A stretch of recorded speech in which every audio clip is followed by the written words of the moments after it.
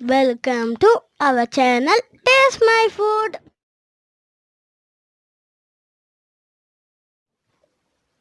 அஸ்ஸலாமு அலைக்கும். Hello friends, எல்லாரும் எப்படி இருக்கீங்க? நல்லா இருக்கீங்களா? இன்னைக்கு நம்ம சேனல்ல என்ன பார்க்க போறோம்னா, 2 டயர் கேக் வீட்லயே ரொம்ப ஈஸியான மெத்தட்ல எப்படி ப்ரிப்பேர் பண்ணதா பார்க்க போறோம். நீங்க நார்மலா இத நீங்க கடையில தான் பார்த்துருப்பீங்க. வீட்ல அந்த அளவுக்கு இத ப்ரிப்பேர் பண்ண மாட்டாங்க. கடையில நீங்க விலைய கேட்டு பாருங்க. கண்டிப்பா 1000க்கு மேல தான் சொல்லுவாங்க. ஸோ அதனால என்ன பண்ணுவாங்க, நெறைய பேருக்கு ஆசை இருக்கும். உங்க வீட்டு குட்டீஸ் கூட நெறைய பேர் ஆசைப்பட்டுருப்பாங்க. அவங்க வீட்டு பர்த்டேக்கு இந்த மாரி 2 டயர் கேக் வாங்கி கட் பண்ணணும்னு சொல்லிட்டு. மணி ப்ராப்ளத்தால நெறைய பேர் வாங்கியிருக்க மாட்டீங்க. கொஞ்சம் காசு அதிகம் தான். 1000க்கு மேல தான் இதோட ப்ரைஸே. ஸோ அவங்களால வாங்க முடியாது. பட் அவங்களுக்கும் ஆசை இருக்கும்ல. ஸோ அவங்களுக்காக தான் இந்த வீடியோ. வீட்லயே சிம்பிளா எப்படி இந்த கேக்க ப்ரிப்பேர் பண்ண சொல்லிட்டு நான் இன்னைக்கு வீடியோல காமிக்க போறேன். பட் ஒரு கண்டிஷன் என்னன்னா, ரொம்ப சூப்பரா கேக் டெக்கரேட் பண்ணவங்க தயவுசெய்து இந்த வீடியோவ பார்க்க வேணாம். ஏன்னா, நான் அந்த அளவுக்கு பெர்ஃபெக்ட்டா இதில டெக்கரேஷன் பண்ணியிருக்க மாட்டேன். நெறைய சொதப்பல்கள் இருக்கும். பட் டேஸ்ட் வைஸ்ல பார்த்தா இது ரொம்ப சாஃப்ட்டா, ரொம்ப டேஸ்ட்டா ரொம்ப நல்லாயிருக்கும். ஸோ என்ன பண்ணுங்கன்னா, நான் எப்படி நான் ப்ரிப்பேர் பண்ண அந்த மெத்தட மட்டும் ஃபாலோ பண்ணிக்கிங்க. டெக்கரேஷன் மட்டும் உங்க ஸ்டைல்ல நீங்க செஞ்சுக்கிங்க. ஏன்னா டெக்கரேஷன் வந்து அந்த அளவுக்கு இது சூப்பரா இருக்காது. என் பொண்ணோட ஆசை இது ரொம்ப நாளா கேட்டிருந்தேன். அவளுக்காக இந்த கேக்க நான் ப்ரிப்பேர் பண்ணியிருக்கேன். ஓகே. இப்ப நம்ம ப்ரிப்பரேஷன ஸ்டார்ட் பண்ணிடலாம்.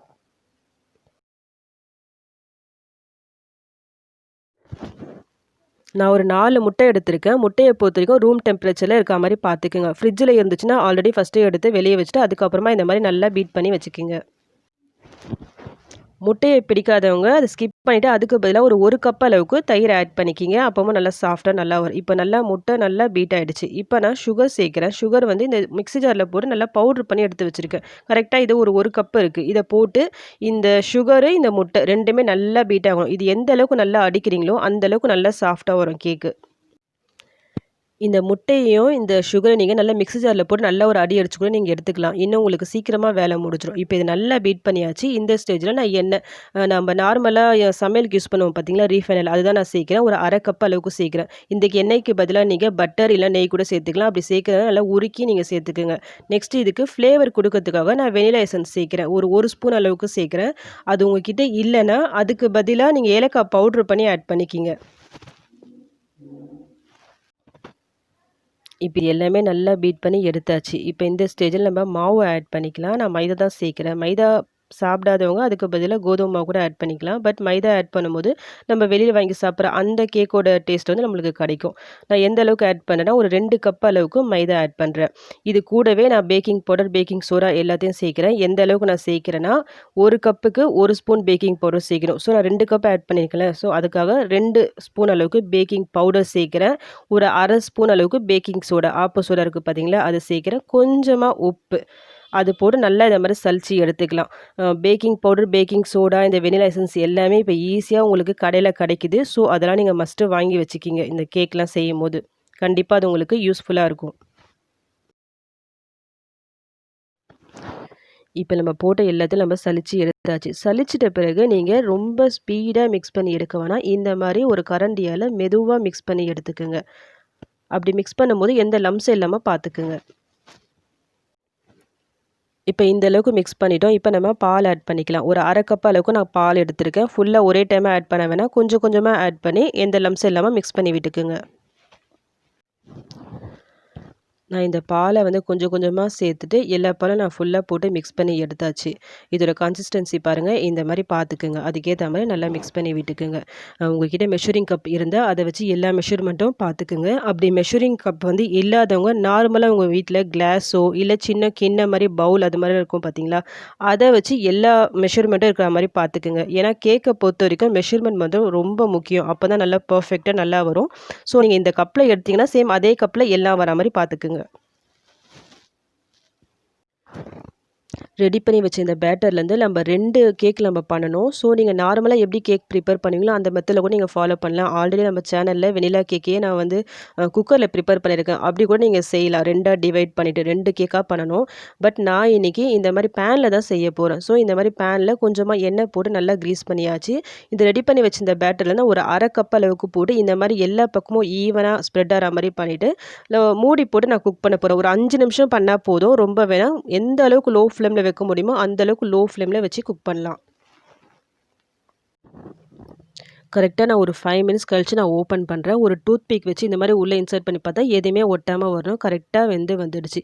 இப்போ நம்ம இதை வெளியே எடுத்துடலாம். வெளியே எடுத்துட்டு இது கொஞ்சம் நல்லா ஆறட்டும். சேம் இப்போ அதே பேனில் கொஞ்சமாக நல்லா தொடச்சிருங்க. அந்த பேன் ஃபுல்லாக தொடச்சி எடுத்துட்டு மறுபடியும் ஃபஸ்ட்டு எப்படி ப்ராசஸ் பண்ணோம், அந்த கொஞ்சமாக எண்ணெய் போட்டு கிரீஸ் பண்ணிவிட்டு 1/2 கப் அளவுக்கு ஃபஸ்ட்டு எந்த அளவுக்கு நீங்கள் கப்பில் அந்த பேட்டர் போடுறீங்களோ சேம் அதே கப்பில் இருக்க மாதிரி பார்த்துக்குங்க. அப்போ தான் ஈவனாக கரெக்டாக வரும். இதையும் நம்ம குக் பண்ணி எடுத்துடலாம்.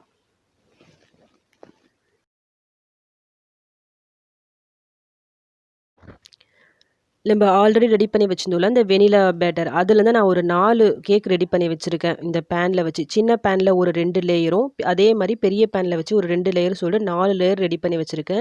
இப்போ நான் 3 லேயராக பண்ண போகிறோம். ஸோ நடுவில் வந்து சாக்லேட் லேயர் கொடுக்கலாம் சொல்லிட்டு நான் யோசிச்சிருந்தேன்.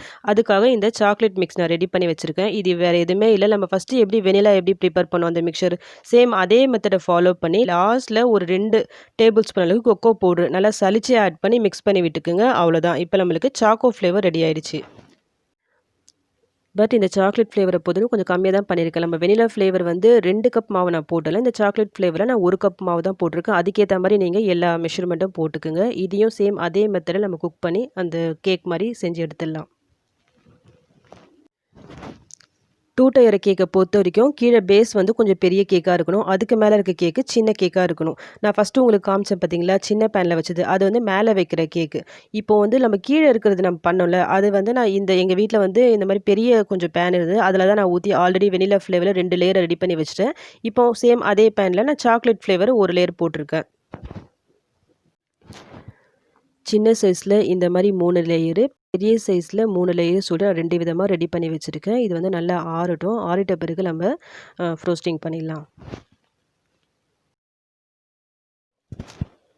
அந்த கேக் கொஞ்சம் ஆற டைம்ல நாம இங்கே சுகர் சிரப் ரெடி பண்ணிடலாம். இது வந்து ரொம்ப ஈஸி தான் இந்த சுகர் சிரப் ரெடி பண்ணுறது. எப்படின்னா ஒரு பேனில் ஒரு 1 கப் அளவுக்கு சுகர்னா ஒரு 2 கப் அளவுக்கு தண்ணி போட்டுக்குங்க. தண்ணி போட்டு நல்லா கொதி வரணும்.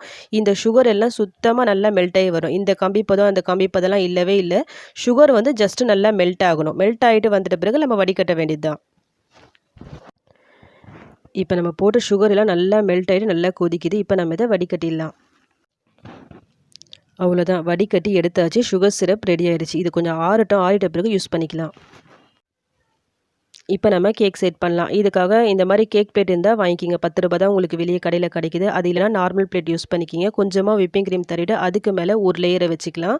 இதுக்கு மேலே ரெடி பண்ணி வச்சிருந்தோம் இந்த சுகர் சிரப் அது போட்டு நல்லா இந்த மாதிரி ஃபுல்லாக ஸ்ப்ரெட் பண்ணி விட்டுக்குங்க. சுகர் சிரப் போட்டு நீங்கள் பண்ணும்போது கேக் நல்லா சாஃப்டாக நல்லா வரும். அதுக்கு மேலே விப்பிங் க்ரீம், இது வந்து வீட்டில் பண்ண விப்பிங் க்ரீம் தான். இதோட வீடியோவை நான் ஆல்ரெடி அப்லோட் பண்ணியிருக்கேன்.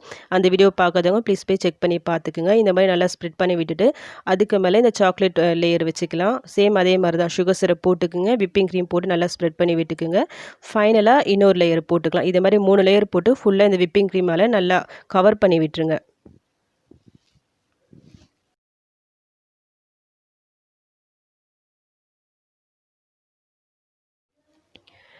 இந்த மாதிரி 3 லேயர் போட்டாச்சு. சைட்லேயும் கொஞ்சமாக விப்பிங் க்ரீம் போட்டு நல்லா இந்த மாதிரி கவர் பண்ணி விட்டுருங்க. இது ஃபஸ்ட் லேயர் தான். நம்ம செகண்ட் லேயரும் விப்பிங் க்ரீம் கொடுக்க போகிறோம். ஸோ உங்களுக்கு எந்தளவு விப்பிங் க்ரீம் வேணுமோ அதுக்கேற்ற மாதிரி நீங்கள் ஃபுல்லாக கவர் பண்ணி விட்டுக்குங்க. சைடில் இருக்கதான் நல்லா தொடச்சி எடுத்துருங்க. இது வந்து கொஞ்சம் ஃப்ரிட்ஜில் இருக்கட்டும். இந்த மாதிரி க்ரீம் அப்ளை பண்ணிவிட்டு ஒரு 1 மணி நேரம் ஃப்ரிட்ஜில் வச்சு எடுங்க. அப்போ செட் பண்ணுறதுக்கு உங்களுக்கு ஈஸியாக இருக்கும். நான் ஒன்று ஃப்ரிட்ஜில் வச்சு எடுத்துட்டேன். சேம் அதே மாதிரி மேலே வைக்கிற கேக்கையும் செட் பண்ணிவிட்டு ஃப்ரிட்ஜில் வச்சு எடுத்தாச்சு. இப்போ நம்ம செட் பண்ணிடலாம் கேக்கை. இப்போது பெரிய கேக்கில் அந்த கிரிப்னஸ் கொடுக்கறதுக்காக சென்டரில் டூத்பிக் ஒரு 4-5 டூத்பிக் வச்சு சென்டரில் ஃபுல்லாக இந்த மாதிரி இன்சர்ட் பண்ணி விட்டுக்குங்க. டூத்பிக்கோட சைஸும் அந்த கேக்கோட சைஸும் ஒரே மாதிரி இருக்க மாதிரி பார்த்துக்குங்க. இதுக்கு நீங்கள் டூத்பிக்கு பதிலாக நம்ம நார்மலாக ஜூஸ்லாம் குடிப்போம்ல ஸ்ட்ரா, அதை கூட அந்த கேக் சைஸ் கட் பண்ணி நீங்கள் உள்ளே இன்சர்ட் பண்ணி விட்டுக்கலாம். இந்த மாதிரி ஃபுல்லாக இன்சர்ட் பண்ணி விட்டுட்டு அதுக்கு மேலே அந்த சின்ன கேக்கு சென்டரில் வரா மாதிரி பார்த்து வச்சுக்கிங்க.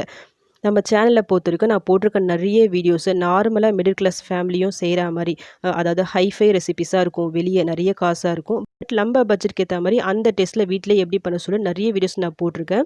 அந்த வீடியோவை பார்க்காதவங்க ப்ளீஸ் போய் செக் பண்ணி பார்த்துக்குங்க. இதுக்கு மேலே நான் போடுற நிறைய வீடியோஸும் அந்த மாதிரி தான் வரும். அந்த மாதிரி நீங்கள் பார்க்கணும். இது வரைக்கும் என் சேனலை சப்ஸ்கிரைப் பண்ணலாம், ப்ளீஸ் சப்ஸ்கிரைப் பண்ணி வச்சுக்கிங்க. அப்படி நீங்கள் சப்ஸ்கிரைப் பண்ணும்போது பக்கத்தில் ஒரு பெல் ஐக்கான் இருக்கும். அதை கிளிக் பண்ணி ஆல் சொல்லி ஒரு ஆப்ஷன் வரும். அதையும் கிளிக் பண்ணி வச்சுக்கிங்க. அந்த மாதிரி நீங்கள் கிளிக் பண்ணி வைக்கும் போது தான் நான் அடுத்தடுத்து போடக்கூடிய வீடியோஸ் வந்து உங்களுக்கு நோட்டிஃபிகேஷனாக வரும். இந்த வீடியோ உங்களுக்கு பிடிச்சிருந்தா லைக் பட்டனை ப்ரெஸ் பண்ண மறந்துடாதீங்க.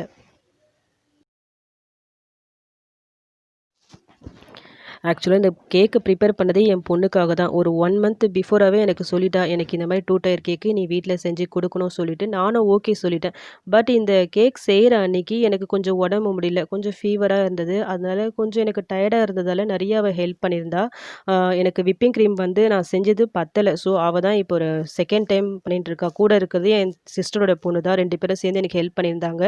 இந்த டெக்கரேஷன் பண்ணும்போதும் என் பொண்ணு வந்து எனக்கு ரொம்ப நல்லாவே ஹெல்ப் பண்ணியிருந்தா. மோஸ்ட்லி அவ தான் இந்த டெக்கரேட்லாம் பண்ணதே இந்த கேக்ல. பட் இந்த கேக் செஞ்சு குடுக்கும்போது என் பொண்ணுக்கு வந்து ரொம்ப ஹேப்பியா அவ ஃபீல் பண்ணியிருந்தா. இப்ப நம்ம ஆல்ரெடி ஃப்ரிட்ஜ்ல வச்சிருந்ததால இந்த கிரீம் பாருங்க ஒட்டாம இருக்கு. இப்ப நம்ம செகண்ட் கோட்டிங் குடுக்கலாம். இந்த விப்பிங் கிரீமால சேம் ஃபுல்லா அப்படியே கவர் பண்ணிடுங்க. இந்த மேல, சைட்ல சொல்லிட்டு எல்லாத்தையும் நம்ம கவர் பண்ணிடலாம். விப்பிங் கிரீமால இந்த மேல, சைட்ல சொல்லிட்டு ஃபுல்லா இந்த மாரி நல்லா கவர் பண்ணி விட்டுருங்க. ஆ எனக்கு வந்து அந்த அளவுக்கு அந்த ஃபினிஷிங் வரல. நம்ம வெளியலாம் வாங்குவோம் பார்த்தீங்களா, கேக் நல்லா சூப்பரா ஸ்மூத்தா ஃபினிஷிங் பண்ணியிருப்பாங்க. நான் அந்த மாரி ட்ரை பண்ணேன். எனக்கு வரல. ஃபர்ஸ்ட் டைம்ன்றதால கொஞ்சம் நெறைய சொதப்பல்கள் இருக்கு. ஜஸ்ட் ட்ரை பண்ணியிருக்கேன். என்னுடைய ஃபினிஷிங் பார்த்தீங்களா, இந்த அளவுக்கு தான் வந்திருக்கு. இதுக்கு மேல என்னால ஸ்மூத்தா பண்ணவே முடியல. இப்ப சைட்ல இருக்கிறதெல்லாம் நல்லா தொடச்சு எடுத்துடலாம். நான் அந்த விப்பிங் கிரீம் அப்ளை பண்ணிட்டு கொஞ்சம் டயர்டா இருக்கு சொல்லிட்டு கொஞ்சம் நான் படுக்க போயிட்டேன். வந்து டெக்கரேஷன் பண்ணிக்கலாம்னு சொல்லிட்டு. பட் அதுக்குள்ள என் பொண்ணு வந்து இந்த டெக்கரேஷன்லாம் பண்ணி வச்சிருக்கா. இந்த ஃப்ளவர் டிசைன் வந்து அந்த அளவுக்கு அவளுக்கு நல்லா வரல. ஏதோ அவளால முடிஞ்சத அவ பண்ணியிருக்கா. இந்த கேமரா எடுத்தது வந்து என் சிஸ்டரோட பொண்ணு. அதான் கொஞ்சம் நல்லா ஷேக் ஆயிருக்கும். 2 பேரும் சேர்ந்து இந்த கலாட்டா பண்ணி வச்சிருக்காங்க. சரி, அவ ஆசைப்பட்ட கேக்கு தானே, பரவால்ல ஓரளவுக்கு நல்லா தான் இருக்கு. இப்ப நான் இதுக்கு மேல வந்து செர்ரி போடுறதுக்காக எங்க வீட்டு சைடுல செர்ரி கிடைக்கவே இல்ல அன்னைக்கு. ஸோ என்ன பண்ணலாம்னு சொல்லிட்டு நான் வீட்லயே இந்த மாரி செர்ரி ப்ரிப்பேர் பண்ணிட்டேன். பார்க்கறதுக்கு பாருங்க செர்ரி மாரியே இருக்குல்ல. இதோட வீடியோ வந்து நான் ஆல்ரெடி அப்லோட் பண்ணியிருக்கேன். அந்த வீடியோ பார்க்காதவங்க ப்ளீஸ் போய் செக் பண்ணி பார்த்துக்கங்க. இதுக்கு மேல கொஞ்சமா சாக்லேட் பால்ஸ் நான் வந்து லைட்டா ஸ்ப்ரிங்கிள் பண்ணி விடுறேன். சும்மா ஒரு டிசைனுக்காக.